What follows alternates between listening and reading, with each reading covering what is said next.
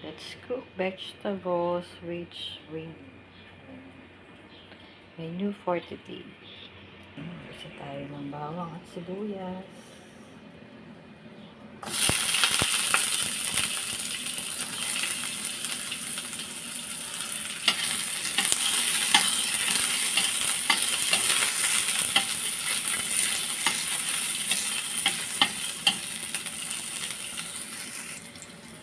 And then sibuyas.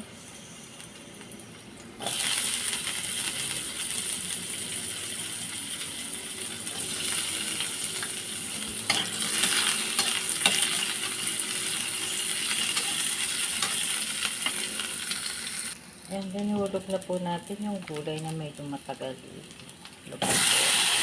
Broccoli, cauliflower, carrots. Yan, medyo matagal-tagal. Gasa mabuti ang gulay. Napakadali lang po tumaluto. Ayan, huwag po natin i-overcook ang gulay. Ayan, parang isting-isting lang. Then, lagay na po natin ang sayote.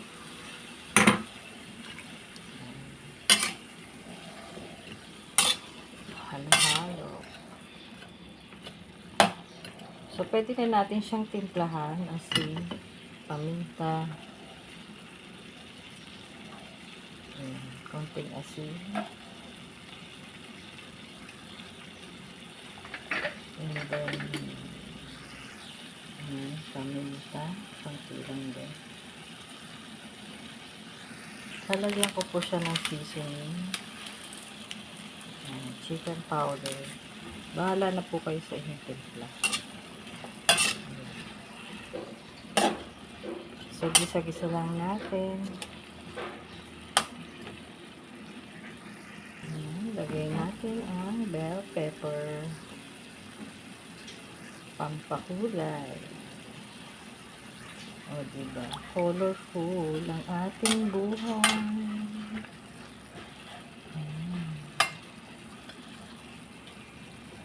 Ihuli ko po yung hipon kasi dapat hindi siya masyadong maluto para hindi siya tumigas.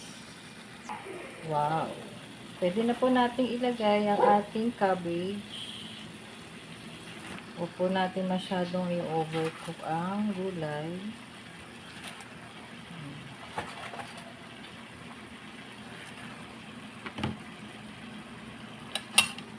Haluin natin.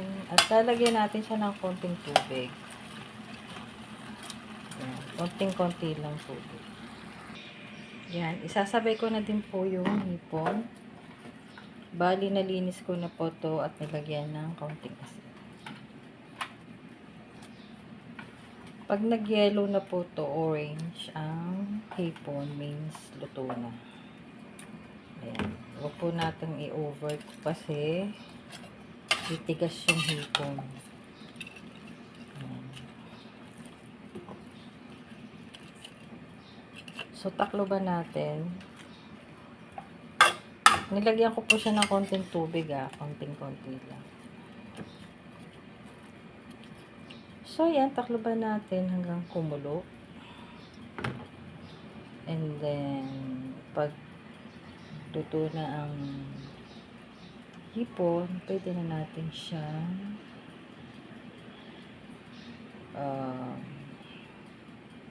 hanguin. Ayan guys, nakita niyo yung hipon, nag-orange na siya.